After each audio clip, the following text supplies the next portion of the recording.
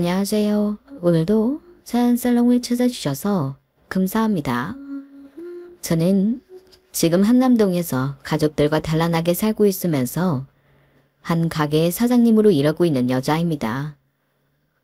원래 평범한 직장 생활을 하다가 결혼하고 애 키우면서 가정에 충실하고 내조하면서 살 줄 알았는데 인생이 자기 마음대로 되는 것이 아니더군요. 제가 이렇게 사장 소리 들으며 살 줄은. 이 모든 것이 남편과 시댁의 역사와 관련이 깊답니다. 지금부터 그 흥미로운 이야기를 들려드릴게요. 저와 남편은 사내 연애로 만난 사이예요. 저희는 꽤 이름 있는 중견기업에서 같이 일했는데 부서가 같지는 않았어요. 한 번은 다른 부서인 그이와 협업해서 해결해야 하는 일이 있었어요. 일 때문에 메신저로 수시로 대화를 했고 업무 시간, 어쩔 때는 퇴근 후에도 만나서 일 얘기를 하게 되었죠. 당시 그 일 자체로 몇 개의 부서가 존폐의 기로에 서 있었기 때문에 뭐 하나 대충 할 수 없었어요. 우리 둘은 일에 있어서 진심이었고 해결될 때까지 적지 않은 시간을 함께 보내게 되었어요. 협업일이 잘 해결되어 끝나자 누가 먼저랄 것도 없이 서로에게 고백을 했어요. 저도 그이도 오랜 시간 함께하면서 동료의 이상의 것을 느꼈던 거겠죠. 착하고 선한 인상의 그는 사적인 대화를 나누면 나눌수록 더 속이 깊고 진중한 사람이더군요. 책임감도 강하고 누가 봐도 올바른 사나이였죠. 연애 경험이 별로 없었던 자는 이 사람을 놓치면 안 될 것 같아서 제가 더 적극적으로 다가갔어요. 부모님께 인사드리고 싶다는 말도 결혼하자는 말도 제가 다 먼저 했어요. 제 성화에 결혼은 일사천리로 진행되었고 저희 부모님은 기가 차하셨죠. 야, 고화정. 누가 보면 네가 그 집 딸인 줄 알겠다. 결혼이 뭐가 그리 좋다고 맨날 저렇게 하루 종일 실쭉 sel쭉 웃어댄다니. 딸년도 키워봤자 소용없네. 남들은 노처녀 딸내미 시집 못 보내서 안달이라는데 나는 내가 알아서 딱딱 해갖고 결혼하겠다는데 잘해도 뭐라 그래 엄마는. 그 남자애가 그렇게 좋냐? 좋다마다 빨리 찬성씨랑 살고 싶은데 으휴. 저는 남편이 될 그이한테 아주 푹 빠져 있었고 나만의 또 다른 가족이 생긴다는 생각에 하루하루가 즐거웠어요. 남편의 아버지는 예전에 돌아가셨고 시어머니만 홀로 계셨는데 인품이 얼마나 좋으신지 제가 친구들에게 들어오던 고약한 시어머니의 모습이 전혀 아니었어요. 제가 뭘 해도 그래 그렇게 하렴. 하정이 네가 편하고 좋을 대로 하면 됐지. 난 다 괜찮다. 라고 하시며 너그러운 표정을 지으시고는 하셨어요. 남편의 선하고 배려심 깊은 인성은 어머니께 고스란히 물려받은 것 같았어요. 시어머니까지 이렇게 좋은 분을 만나게 되니 앞으로 저의 결혼 생활에는 꽃길만 펼쳐져 있을 것 같았어요. 하지만 그 꿈은 결혼식 당일에 다사삭 깨지긴 했지만요. 저는 그날 제 인생에서 한 번도 본 적 없는 무례한 사람들을 만나게 됐어요. 남편에게는 배다른 남동생 둘이 있다고 했어요. 동생들 얘기할 때 그의 눈빛이 너무 슬퍼 보여서 다른 사연은 묻지 않았어요. 언젠가 남편이 웃는 얼굴로 얘기해 줄 때까지 기다리기로 했어요. 배다른 동생들이라고 해서 대충 짐작은 했지만 저는 결혼 전까지 한 번도 그들을 만나지 못했어요. 찬성씨, 그래도 결혼 전에 식사는 한번 해야 되는 거 아니야? 동생들도 다 결혼해서 애도 있다며. 그쪽이랑도 같은 식구가 되는 건데 얼굴도 모르고 결혼식을 올리는 건 좀 아닌 것 같아서. 알았어. 지난번에 한번 같이 보자 했는데 바쁘다고 미루더라고. 이번에 다시 한번 얘기는 해볼게. 그런데 큰 기대는 하지 마. 나도 동생들이나 그 식구들이랑 밥 먹은 게 언제였는지 기억도 안 나거든. 결국 저 역시 동생 2명과 그 식구들을 만나지 못했고 결혼식 날이 되어서야 대면을 하게 된 것이에요. 열, 식장 우리우리하네. 천성이 형, 돈 좀 썼겠는데? 그러니까 밥도 겁나 맛있겠네. 결혼식 지루하니까 밥부터 먼저 주지고 오자. 아빠, 나 배고파. 신부 대기실에서도 다 들릴 정도로 쩌렁쩌렁 시끄러운 목소리로 남녀, 아이가 섞여서 이야기를 하더군요. 다른 하객들도 눈살을 찌푸리며 누구인지 쳐다보는 느낌이었어요. 결혼식은 무사히 끝났고 하객들이 식사하는 장소에 가서 한 분 한 분 인사를 드리는 시간이었어요. 그러다 한 테이블에 도착하자 남편의 얼굴이 급격하게 굳는 게 보였어요. 자가, 여기 그 남동생들 준철이랑 민철이 그리고 이쪽은 와이프분들이랑 조카들이야. 인사해. 어머, 안녕하세요. 천성씨 동생분들이시구나. 드디어 뵙네요. 한 가족인데 결혼 전에 시간 좀 내주시지. 이제서야 보는 거 너무하세요. 저는 애교 섞인 앙탈을 부리며 섭섭한 마음을 털어놓았어요. 하지만 싸늘한 분위기만 느껴지더군요. 굳이 봐야 했을까요? 그냥 서로 이렇게 살다가 생사나 확인하는 정도면 되지 않을까 싶은데. 아니야, 형? 그래도 와줘서 고마워. 뭐, 우리도 딱히 오고 싶어서 온 건 아니야. 그냥 애들 뷔페 좀 간만에 먹여볼까 하고. 식장 규모에 비해 밥은 뭐 그냥 그렇네. 좀 더 잘 알아보고 구하지 그랬어. 옆에 있던 제 얼굴이 다 화끈거리더군요. 남편은 고개를 숙여버렸어요. 그래, 애기들도 많이 컸네. 이따가 어머니한테 인사만 좀 드리고 가. 우리가 왜? 왜라니? 그래도 어머니가 너희한테 못되게 하신 건 없잖니. 너희도 인사도 드릴 겸 내 결혼식 온 거 아니야? 찬성이 형 많이 재밌어졌네. 아까 말했잖아. 뷔페 먹으러 왔다고. 우리도 축의금 냈어. 가족 이런 걸로 엮여서 공짜밥 먹은 거 아니야. 하긴 가족도 아니긴 하지. 남남인데 뭐. 민철아, 그렇게 말하지 마. 어떻게 우리가 남이니? 그리고 어머니가 정말 너희들한테 최선을 다하신 거 알잖아. 아니? 모르겠는데. 그리고 누가 최선을 다해달라고 시켰나? 어머니는 아직도 너희 기다리셔. 가서 얼굴 뵙고 인사드리고 애기들도 보여드려. 재수지들도 같이. 꼰대 같은 건 아직 여전하네. 뭐 그래. 인사한다고 누구 주는 것도 아니고. 우리가 알아서 보고 갈게. 저쪽에 앉아있잖아. 그치?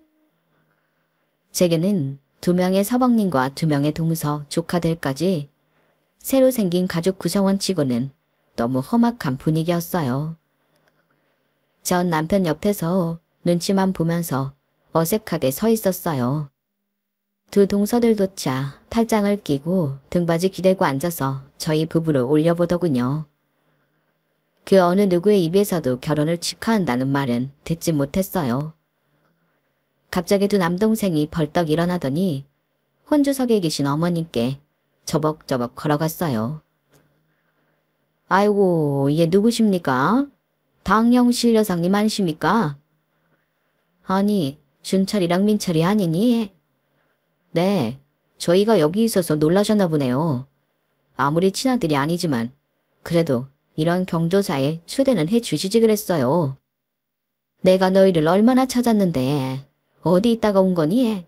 밥은 잘 먹고 다니고 애들은 이거 원 눈물 없이는 못 보겠네. 피도 안 섞인 새끼들 걱정하는 척 하려니 힘드시죠? 저희 얼른 꺼져 드릴게요. 준철아, 무슨 말을 그렇게 하니? 오랜만에 나타나서 왜 또 그렇게 모진 말을 하는 거야? 우리 집에 가자. 내가 따뜻한 밥 한 끼 해줄게. 어? 됐쇼. 산생이 형이나 계속해다 먹어요. 불청객들은 이만 빠져드릴 테니. 그럼 이거 애기들 용돈이라도 갖다 주렴. 멀찍이 서 있는데도 서방님이라는 작자들의 비꼬는 말투와 쩔쩔매는 어머님이 다 보였어요.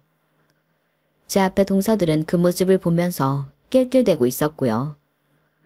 저는 황당하기 짝이 없었어요.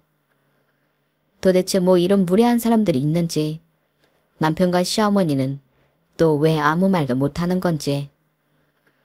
가자. 여기 밥 그지 같네. 결혼이나 하니까 이런 거 먹으러 오지. 그냥 사 먹었으면 겁나 억울할 뻔했네. 결국 그 동생들 가족은 갈 때까지 시끄러운 목소리로 분위기를 흐리고 나갔어요.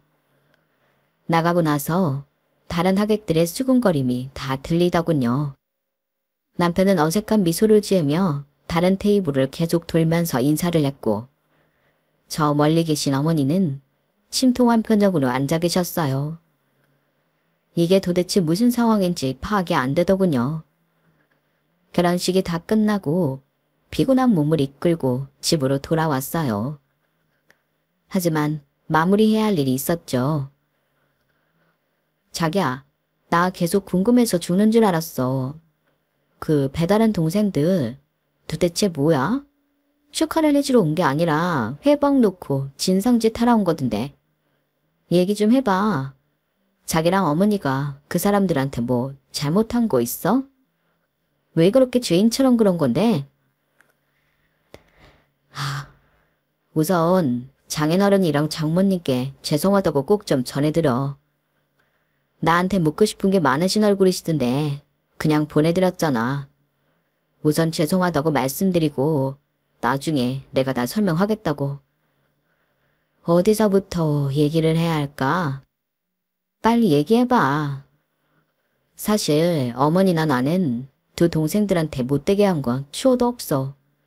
오히려 우리가 더 희생하고 양보했으면 양보했지. 그런데 왜 그렇게 쩔쩔매? 나도 걔네한테 화날 때 많았어. 하지만 어머니가 항상 내게 동생들 잘 돌봐줘야 한다고, 불쌍한 애들이니까 잘 챙겨주라고 입버릇처럼 말씀하신 거지. 불쌍하다고? 내가 6살인가 7살 때 3살 정도 된 여동생이 하나 있었어. 원래는 아버지, 어머니다, 여동생 이렇게 내 식구였지. 그런데 여동생이 폐렴을 앓다가 그만 너무 일찍 하늘나라로 가버렸어. 뭐? 진짜? 엄마가 일부러 여동생을 아프게 한 것도 아닌데 아버지는 모든 책임을 어머니에게 돌렸어. 당신이 잘못 돌봐서 애가 죽은 거라면서. 각담줄이 잔뜩 취하시면 아버지는 어머니에게 손찌검도 하고는 했는데 그걸 다 견디시더라고. 그냥 본인이 죄인이다 라고 생각하셨나 봐. 그렇게 슬픈 시간들이 좀 지나갔고 아버지는 새 여자를 만나기 시작했어. 그냥 지나가는 바람이면 좋았을 것을. 아버지는 결국 어머니를 내쫓았어. 그리고는 새 여자를 부인으로 앉혔어. 뭐? 미친. 욕 나와. 어머니는 그냥 그대로 내쫓기신 거야? 어머니도 기대거나 도와줄 친척 하나 없으셨거든. 게다가 딸이 죽은 건 사실이니까 죄책감을 떠안고 조용히 안주인 자를 내주셨던 거야. 자기는 어머니 따라갔어? 아니, 아버지가 죽어도 못 따라가게 했지. 너도 엄마 따라가면 여동생처럼 된다고 겁을 주고는 했어. 어머니도 아무 능력 없는데 나를 키우겠다고 주장하시지 못했지. 그렇게 나는 어머니와 생이별을 하고 내 식구가 살던 집에서 아버지의 새엄마다 이렇게 3명이 살게 된 거야. 그러다 새엄마가 연달아 아들 둘을 낳았고 그 동생들이 아까 본 준철이랑 민철이야. 그랬구나. 갑자기 식구가 엄청 늘었네. 그래서 나는 항상 뒷전이었어. 항상 동생들이 먼저였고. 돌아가신 아버님 너무하신 거 아니야? 식모랑 생이별을 시켜놓고 자기를 안 챙겨? 아버지도 새엄마 눈치를 봤겠지. 새엄마는 나를 많이 미워했는데 아버지는 그걸 알면서도 못 본 척 했거든. 그렇게 그냥 살았으면 좋았겠지만 새엄마는 다른 남자랑 눈이 맞아서 아버지와 친자식 둘까지 다 떼어놓고 몰래 도망을 갔어. 이거 웬만한 드라마보다 더 드라마틱하네. 와, 그 여자 얼굴 한번 어떻게 생겼나 보고 싶다. 지 핏줄을 모르고 도망가. 새엄마를 사랑했던 아버지는 배신감에 밤낮으로 약주만 드셨고 나와 어린 두 동생들은 밥도 못 먹고 힘들게 지냈어. 그러다 한 번은 이틀 간격으로 준철이랑 민철이가 길에서 쓰러졌는데 병원에 가니까 영양글피라는 거야. 어린 우리에게 먹을 걸 챙겨주는 사람이 아무도 없었으니까. 그때 아버지가 충격을 받고 정신을 약간 차리셨나 봐. 진짜 이렇게 술만 마시고 애들도 안 돌보고 살다가 다 죽겠구나 싶었겠지. 그래서 아버지는 우리 어머니를 다시 불러들였어. 어머니를? 이제서야. 한번 내쫓겼던 어머니지만 바로 한 걸음에 뛰어오셨어. 여자로서 남편에게 수박 묻은 출항함보다 자식이랑 떨어져 살아 그리운 마음이 더 힘드셨겠지. 그대 몇 년 만에 어머니를 만났는데 둘이 안고 얼마나 울었는지 몰라. 어머니는 돌아왔지만 핏줄도 아닌 아들이 혹처럼 둘이나 더 생겼던 거지. 그런데 어머니는 새엄마랑 달리 동생들에게 정말 잘해주셨어. 오히려 나보다 애들을 먼저 챙겨주시고는 했으니까. 왜? 그 여자 새끼들이면 꼴도 보기 싫었을 텐데. 어떻게 그 아이들을 내 손으로 직접 키워. 어머니는 항상 그러셨어. 준철이, 민철이는 정말 불쌍한 아이들이다. 장남인 내가 애들한테 더 양보하고 더 잘해주려고 해야 한다 등등. 어머니 스스로도 동생들이 친모의 부재를 느끼지 못하게 해주려고 부단한 노력을 하셨어. 항상 따뜻한 밥과 국, 맛있는 반찬까지 도시락을 싸서 학교 앞까지 가져다 주시고는 했으니까. 말도 안 돼. 어떻게 그런 마음을 내실 수 있는 거지? 하지만 동생들은 오히려 커갈수록 더 삐뚤어졌어.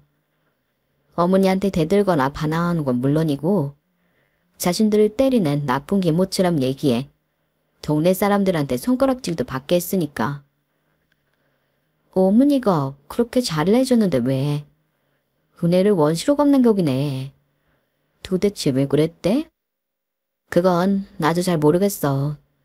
하지만 걔네 눈에는 자기들의 친모를 우리 어머니가 내쫓았다고 생각할 수도 있고 뭔가 피해받았다고 생각했겠지. 나중에는 아버지마저 자기들을 미워한다고 생각했거든. 진짜 피해자는 어머니잖아. 애들이었으니까 그렇게까지 깊게 생각을 못했겠지. 아무튼 그렇게 서로가 물과 기름처럼 섞이지 못하고 컸어. 중학생 때부터는 둘이 가출다고 그랬어. 집 나가면 어머니가 가서 데려오고 파출소에서 연락 오면 한밤중에 또 뛰어갔다 오고. 그래도 어머니는 준철이 민철이한테 매질 한번 하지 않으셨어. 오히려 아버지가 하면 더 했지. 그러다 아버지가 병 때문에 몸져 누우시고 엄마는 병간호까지 해야 해서 더 힘들어지셨지. 다행이라고 해야 할지 모르겠지만 아버지는 금방 돌아가셨어. 병을 얻고 1년도 안 돼서.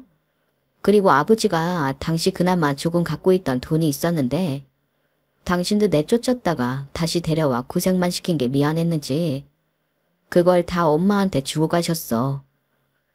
어머니 떡가게를 그때부터 시작하신 거야. 그래도 최소한 양심은 있으셨네. 문제는 아버지 돌아가시자 동생들의 일탈이 더 심해졌어. 가출을 밥 먹듯이 하고 동네 질 나쁜 애들이랑 몰려다니면서 싸움질을 하고 그랬으니까. 결국 그래서 두 동생 모두 고등학교도 졸업 못했어. 한 명은 퇴학당했고 한 명은 자퇴했어. 그래도 어머니는 동생들을 자기가 책임져야 한다며 더 열심히 보살펴 주시려 했었어. 애석하게도 동생들은 그걸 전혀 알아주지 못했지만 19살이 되자 준철이는 어머니한테 독립하겠다는 말 한마디만 남기고 서울로 갔어.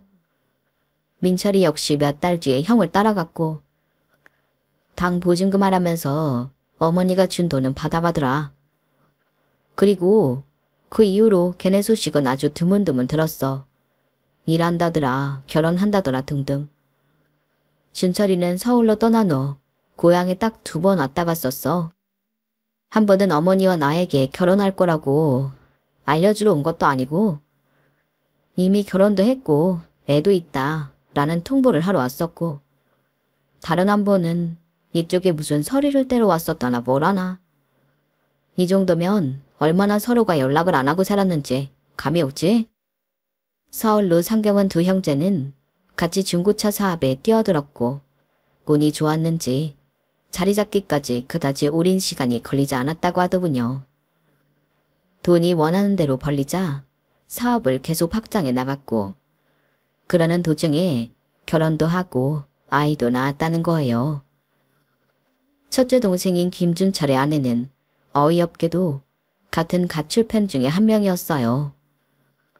고향을 떠난 김준철이 그리워 서울로 따라갔고 혼인신고고 결혼식이고 다 생략하고 동거부터 시작해 아이를 낳았다고 해요.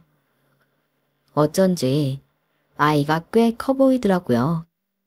둘째 동생 김민철 와이프 역시 반가운 이력을 갖고 있는 사람은 아니었어요. 김민철이 돈을 많이 벌어 흥청망청 유흥을 즐겼고 그러다 만난 거였어요. 나이 어리고 예쁘장한 술집 아가씨로 일했는데 김민철이 마음에 들어 임신부터 하고 살림을 합쳤던 거죠. 저는 모든 이야기를 듣고 어질했어요. 어머니가 그렇게 사랑으로 키우려고 했던 동생들이 어쩜 저렇게 삐뚤어질 수 있는 건지. 저희 결혼식에는 왜 그 온 가족이 출동했던 건지는 모르지만 안이 꼬웠던 것은 맞는 것 같아요. 어머님은 인상도 좋으시고 인자하신 웃음을 항상 지으셔서 그렇게 오랫동안 소갈이 해온 사연이 있을 줄은 꿈에도 몰랐죠.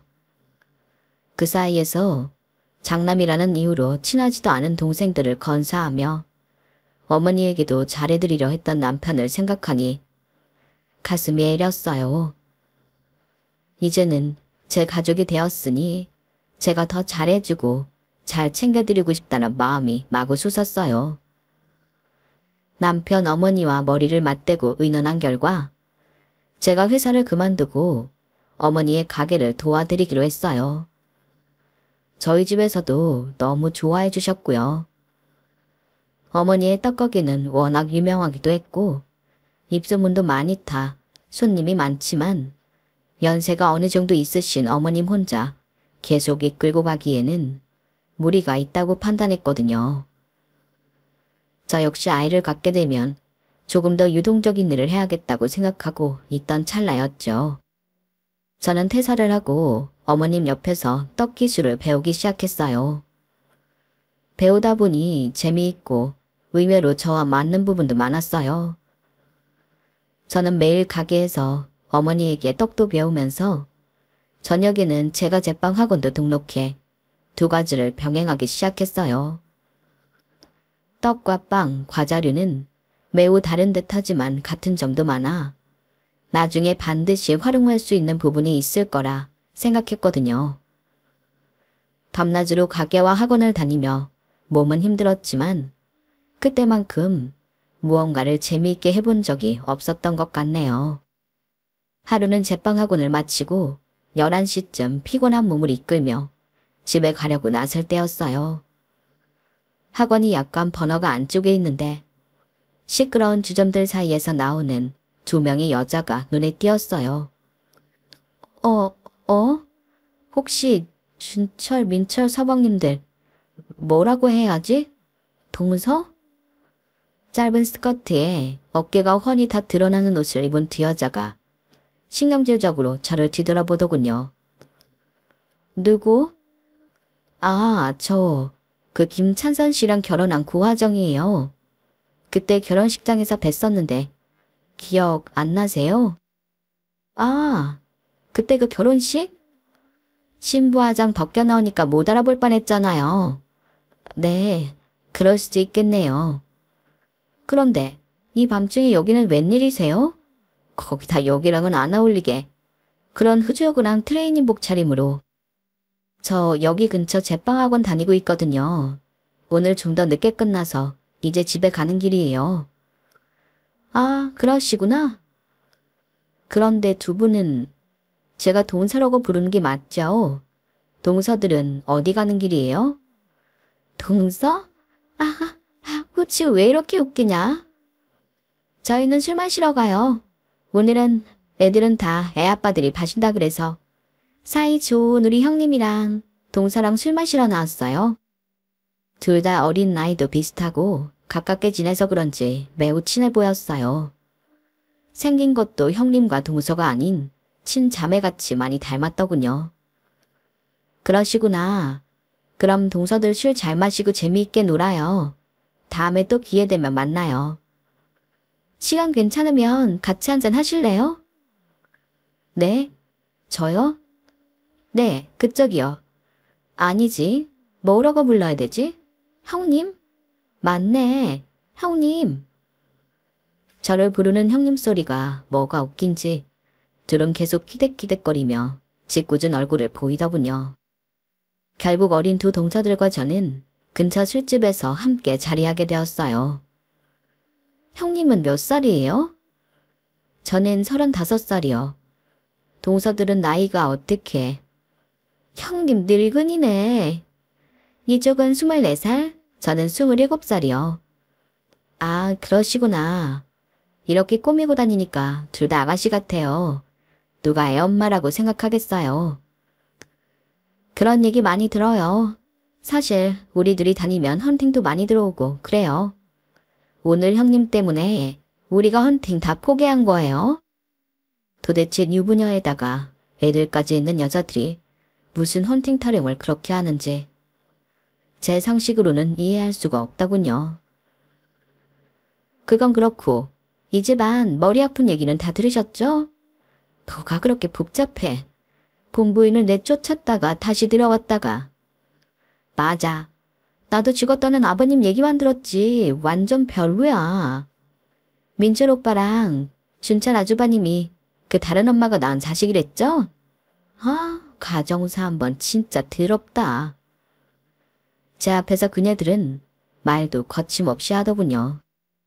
제 시댁이자 본인들의 시댁 이야기인데 무슨 완전 남 얘기하듯이 하는 게 너무 어이없었어요. 그러면서 덧붙이는 말이 더 황당하고 뒷목 잡게 하더군요. 어쨌든 새엄마고 친엄마고 우리는 지금 시어머니 없으니까 너무 좋은 거잖아. 안 그래? 맞아요. 민철 오빠랑 아주버님이 아예 연을 끊고 사는 것처럼 해주니까 우리야 뭐 완전 편하죠. 형님도 어차피 이 집 핏줄 아니잖아요. 이 집 문제는 그 사람들이 알아서 하라고 하고 우리는 그냥 이렇게 친하게 지내요. 얼마나 좋아요.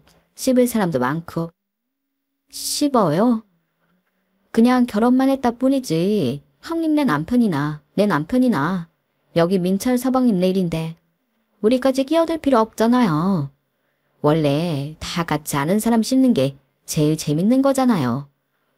형님이랑 우리는 뭐 원수 지을 거 있나요? 다 다른 집에서 온 객 식구들인데. 맞아요, 맞아. 어려서 그런 걸까? 그냥 철이 없는 걸까? 그녀들이 하는 말은 남보다 못한 사이를 두고 하는 것 같더군요. 저는 그 자리에서 이야기를 듣기만 했는데도 수치스러워 귀까지 빨개졌어요. 빨리 집에 돌아가고 싶었어요. 동서들은 본인 남편 집안일인데 다들 잘 얘기해서 화목하게 지낼 생각은 추호도 없었어요. 오히려 시아버지는 죽었고 시어머니라고 간섭할 사람이랑은 자발적으로 연락 없이 지내니 너무 편하다는 말을 서스럼 없이 내뱉더군요. 저는 그래도 용기를 내서 한마디 했어요. 저희 어머니 정말 좋은 분이에요. 우리 모두 이 집에 시집 오기 전 일이라 정확히 그때 무슨 일 때문에 다들 사이가 틀어진 건지 모르겠지만 저는 개인적으로 다 잘 지냈으면 좋겠어요. 그 두 서방님들이 왜 어머니랑 저희 남편을 미워하는지도 듣고 싶고 오해가 있다면 풀고 싶어요. 물론 제가 그럴 자격은 없겠지만 다들 한번 만나서 얼굴 보고 대화하는 시간을 가졌으면 해요. 그래야 조금이라도 서로의 마음을 헤아려 볼 수 있지 않을까요? 아, 이 형님이 뭐래? 지금 이거 개그 프로야? 형님, 왜 혼자 심각한 건데요? 무슨 오해가 있고 뭘 풀고 무슨 상관이에요? 오히려 오해 풀었다가 괜히 없는 시댁 혹부치는 일을 저희가 미쳤다고 하겠어요. 이 형님 알고 보니 골 때리는 사람이네? 뭐가 재미있는지 그 둘은 제가 한 말을 듣고 배꼽 잡고 넘어갈 듯이 비웃더군요. 그럼 한 가지만 알고 싶어요. 저희 어머님이 두 서방님들한테 잘해주려고 많이 노력했다고 들었어요. 그런데 왜 두 분은 저희 어머님에 대해서 그렇게 차가운지 알아요? 그날 결혼식장에서도 봤잖아요. 그게 오랜만에 본 모자 사이라고 보이던가요? 서방님들은 어머님한테 막말하고 어머님은 그저 안타까워하시고 저는 그게 마음에 걸려요.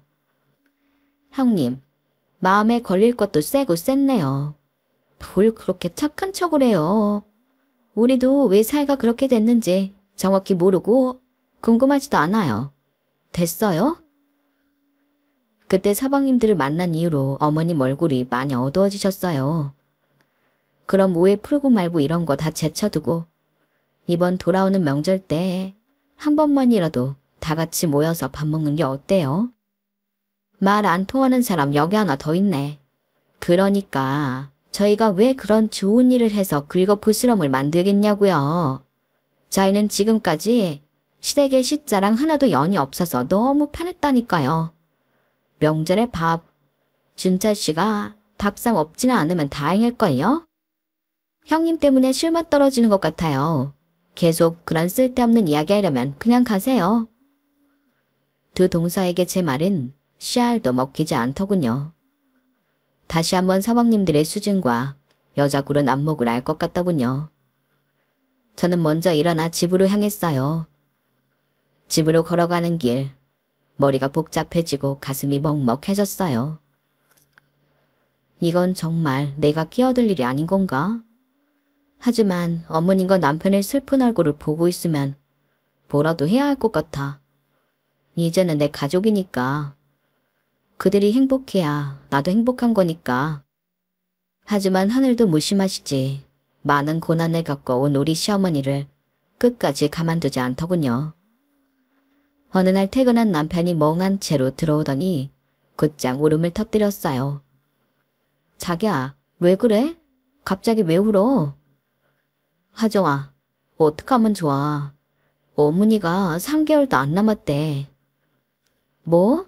3개월도 안 남았더니 무슨 소리야? 병원에서 시한부 판정 받으셨어. 뭐? 스트레스 때문에 몸이 가라앉고 머리가 계속 아픈가 보다 하고 넘기셨다는데 지금 온 몸에 퍼져서 숨도 쓸 수 없대. 그것도 길어야 3, 4개월이고 더 앞당겨질 수도 있대. 우리 어머니 평생 고생만 하시다가 이제 나도 결혼하고 손주 보면서 즐겁게 보내실 날만 남았다고 생각했는데 이렇게 허무하게 인생이 끝날 수 있는 거야? 울지 마 자기야. 뭔가 방법이 있을 거야. 하지만 수술을 한다 해도 회장 가능성이 5% 미만이라는 의사의 소리에 또 한 번 절망을 마주했어요. 그런데 오히려 어머니는 아주 차분한 얼굴이었어요. 하루가 다르게 병세가 나빠지고 생망이 빠져나가는 게 실시간으로 보였어요. 어머니, 어디 불편하세요? 물 좀 드릴까요? 아니, 너한테 참 고맙고 미안해. 이렇게 한 가족이 된 지 얼마 안 됐는데 장례를 치르게 해서 미안해. 어머니, 그런 말씀 마세요. 기운 내시고 희망 가지셔야 해요. 포기하지 마세요. 너희에게 줄 건 내가 이미 다 정리해놨단다. 그런데 준철이랑 민철이가 여전히 내 마음에 걸려. 내가 낳은 애들은 아니지만 걔네 역시 친엄마가 사라지면서 얼마나 하늘이 무너지는 경험을 했겠니. 내가 얼마나 밉고 싫었겠니. 나는 그래도 걔 둘이 항상 불쌍하고 마음 쓰이더라. 학창 시절에 방황하고 다닐 때도 얼마나 마음 붙일 곳이 없으면 저럴까 싶어서 내가 더 잘하려고 했는데 그 아이들은 자꾸 더 엇나가려고 하더구나. 그것 또한 다 내 탓이지 싶었어. 어머니, 제가 사방님들한테 연락을 한번 할까요? 어머님 아프신 것도 모르는 것 같은데. 아니야, 굳이 알리지 않아도 돼. 그런데 준철이 민철이 주려고 내가 조금 남겨놓은 돈이 있거든? 너나 찬성이가 봐도 서운하지 않을 정도란다. 20살도 안 돼서 집 싫다고 떠났는데 그때 방 한 칸 얻을 돈만 해서 보냈던 게 평생 마음에 남더라고. 비록 중간에 서로 연락 없이 지냈던 시간도 있지만 그 두 아이들 앞으로 조금 남겨주고 가고 싶어. 내가 그래야 마음이 편할 것 같아. 어머님은 정말 천사시더군요. 자신을 그렇게나 밀쳐냈던 배다른 아들들을 평생 불쌍히 여기고 죽음을 앞두고서도 못해준 것만 생각나 미안한 마음을 조금이나마 성의로 남겨주려 하시다뇨. 이런 천사의 마음을 하신 분을 하늘이 데려가다니 너무 속상했어요. 저는 병실을 나와 그때 받은 동서들의 연락처로 전화를 걸었어요. 어머 형님, 이 시간에 무슨 일이에요? 다름이 아니라 지금 어머님이 많이 편찮으세요. 남은 날도 많지 않고요. 그런데 서방님 둘에게 남겨줄 것이 조금 있다고 하셔서요. 마지막일 수 있는데 한번 같이 어머님 뵈러 오는 게 어때요? 뭘 준다는데요? 돈이요? 글쎄, 그건 정확히 저도 잘 모르겠네요. 아, 그 노인네. 검은 속내로 잘 모르겠네. 네? 뭐라고요? 그깟 큰돈 좀 지어주고 뭐 남은 여생 너희랑 잘 살아보자 하시려고요? 아님 그거 주고 매년 우리 보고 제사라도 지내라고 하려고요? 우리도 돈 많아요. 전혀 그런 의도는 없으셨고 저도 지금 그런 뜻으로 전달하는 게 아닌데요. 그러니까요. 다 죽어가는 노인네 속을 어떻게 알겠어요. 젊었을 때 못 받아본 효도 괜히 이제 와서 우리한테 요구하는 걸 수도 있잖아요. 저는 저희 엄마 감기만 걸려도 집에서 마스크 끼고 엄마랑 말도 안 하는 사람이에요. 제 발목 잡는 일을 제가 할 것 같아요? 지난번 우연히 만났을 때도 느꼈지만 말을 정말 막 하는 것 같네요. 네. 어리다는 걸 감안하고 들어도 꽤 불편한 말들을 많이 하시던데요. 그리고 아무도 그렇게 의논하지 않았는데 미리 앞서 꼬아 생각하는 거 좋지 않아요. 지금 저 가르치려 드시는 거예요? 모르면 배우려고 해야죠. 자, 저희 어머님 불쌍하시네요. 친자식도 아닌 것들 거두어서 잘 입히고 잘 먹이고 잘 재워서 다 키워놨더니 그놈들은 배웅망덕하게 나오고 그 배우자들도 뭐 크게 다르지 않고. 뭐? 지금 말 다 했어? 형님 해주니까 이게 진짜 내 윗사람인 줄 아나? 아니요. 나도 그쪽 같은 동서 진짜 있었으면 큰일 날 뻔했네요. 이렇게 손절하고 사니까 얼마나 다행인지 몰라요. 앞으로 어디서 어떻게 뭐 하면서 사는지 궁금하지도 않겠지만 우리 최소한 인간적 도리는 하고 삽시다. 우리가 짐승도 아니고. 뭐? 인연이 뭐라는 거야 짐승. 제게 욕지거리를 내뱉는 동사의 전화를 일방적으로 끊어버렸어요. 죽음을 앞두고 계신 시어머니가 그것도 자기들한테 주실 게 있으니 한번 보자 라고 한 걸 그렇게 안 입곱게 들을 일인가요? 도대체 저 사람들은 세상을 어떻게 살고 있는 걸까요? 전화를 끊고도 한참 동안 온몸이 부들부들 떨리더군요. 나는 이렇게 한 번도 힘든데 어머님은 이걸 그 긴 세월 동안 어떻게 참아내셨는지 가늠도 할 수가 없었어요. 결국 그 쓰레기 같은 두 서방님들과 동사들은 어머니가 영면하실 때까지 콧배기도 안 보이더라고요. 더 싫은 건 본인들은 오지도 않은 채 다른 사람 편에 각자 조의금 5만 원씩을 봉투에 넣어 보냈더군요. 어머님이 그들에게 해준 게 얼마인데 얼굴도 안 비치고 5만 원이라뇨. 제가 더 화가 나 미칠 것 같았어요. 어머니를 보내드리고 저와 남편은 한동안 슬픔에 잠겨 있었어요. 그리고 2달 뒤 저희는 어머님이 물려주신 한남동 집으로 이사를 했어요. 아늑한 앞마당과 3층까지라서 굉장히 넓은 고급 주택이었는데 어머님이 혼자 사시던 곳이었죠. 저희는 그 집을 팔지 않고 들어가 살기로 했어요. 어머니는 집을 물려주시면서 팔아도 된다고 하셨었지만 이 집에 있으면 따뜻한 어머님의 온기가 느껴지는 것 같아 그냥 저희가 들어왔던 거죠. 거주 문제가 해결되자 빚을 모두 청산할 수 있게 되었어요. 그 다음부터는 모든 일이 일사천리였어요. 생전에 어머님이 알려주신 떡 기술과 제가 따로 배웠던 제과제빵을 응용해 기존 어머님 가게자리에서 매장을 재오픈했거든요. 저는 한국스러우면서도 퓨전이 섞인 떡과 빵의 하모니 메뉴를 개발하게 되었어요. 다행히 반응이 너무 좋았고 전국 각지에서 밀려드는 주문 때문에 몸이 10개라도 모자랐어요.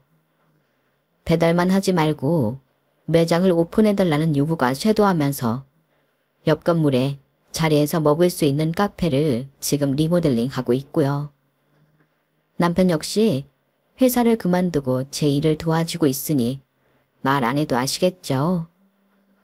주변에서는 며느리가 기특하게 시어머니의 떡가게를 받아 더 발전시켰다며 칭찬해 주시는 덕분에 저는 밥을 먹지 않아도 항상 배가 부른 상태예요. 저는 이 모든 것이 다 어머니가 하늘에서도 저희를 보살펴주고 있다고 생각해요. 다 어머니 덕분에 여기까지 올 수 있었던 것 같아요. 참, 그 이야기를 놓칠 뻔했네요. 그 남편의 배달한 서방님들과 동서들 이야기요. 둘이 하면서 호황기를 누리던 개인 중고차 사업장은 최근 굵직굵직한 대기업으로 인수되기 시작했다고 해요. 한 기업에서 나쁘지 않은 조건과 액수로 인수를 요구했지만 두 남동생들은 욕심 때문에 모든 제안을 거절했고 결국은 폐업하게 됐다네요. 이렇게 자세히 그들의 소식을 알게 된 건 동서가 먼저 전화를 해왔기 때문이죠. 형님 저예요. 준철씨 와이프. 아, 잘 지냈어요? 정말 오랫동안 연락을 못하고 지냈네요. 뭐 물어볼 것도 있어서요. 몇 년 전에 그 시어머니가 암튼 돌아가셨잖아요. 그런데 그때 저한테 전화해서 뭐 남겨주실 거 있다고 했던 거 기억해요? 네, 기억하고 말고요. 그래서 겸사겸사 와서 마지막 인사라도 드리라고 부탁했는데 거절했잖아요. 5만 원 넣은 봉투만 띡 보내고. 중요한 건 그게 뭐였어요? 우리한테 주려고 했다는 게? 그게 이제 와서 궁금해졌어요? 그게 뭐냐고요? 1억이요. 네, 1억이요. 네, 각자 1억씩 총 2억이었어요. 그럼 그거 지금 줘요 빨리. 뭐라고요? 그걸 왜 지금 찾아요? 준채 씨랑 민철 서방님, 사업장 지금 야단 났어요. 급하게 메꿔야 할 거 많단 말이에요. 그 1억 지금이라도 줘요. 저는 어이가 너무 없어서 지금 내 앞에 있다면 머리채라도 잡고 싶었어요. 지금 와서 돌아가신 분의 유산을 달라고 하는 게 맞는 일이에요? 맞는지 어떤지는 모르겠고 어쨌든 우리 주려고 남겨놨던 거라면서요. 지금 달라고요. 와서 가져가라고 할 땐 콧배기도 안 비치더니 지금 와서 내놓으라고요. 주고 싶어도 없네요. 그 2억 전부 다 기부했거든요. 네, 우리 건데 기부를 왜 마음대로 해요? 준다고 했는데도 안 받아갔잖아요. 우리는 뭐 어머님이 사시던 한남동 고급 주택이랑 장사하시던 자리 주셨으니까 그냥 그걸로 너무 감사해서요. 그 2억은 어차피 우리 돈 아니었던 거니까 어머니 이름으로 단체에 기부했다고요. 이런 미친? 진짜 미친 애는 누구인지 전화 끊고 잘 생각해 보세요. 키워주는 애 모르고 날뛰었던 남자 새끼들이나 머리 빈질거리 하면서 같이 사는 니년들이나 닥쳤던 개 됐네요. 전화 이만 끊을게요. 그게 마지막 통화였고 여기까지가 제 스토리랍니다. 쓰다 보니 인자하셨던 어머님이 보고 싶네요. 어머님, 지금 거기서도 잘 지내고 계시죠? 지금까지 들어주셔서 너무 감사해요. 건강하시고 지금보다 내일이 더 행복하자고요. 여러분, 사연 댓글에 응원과 현명한 좀 부탁드려요. 좋아요와 구독은 저에게 큰 힘이 됩니다. 오늘도 좋은 일 가득하세요.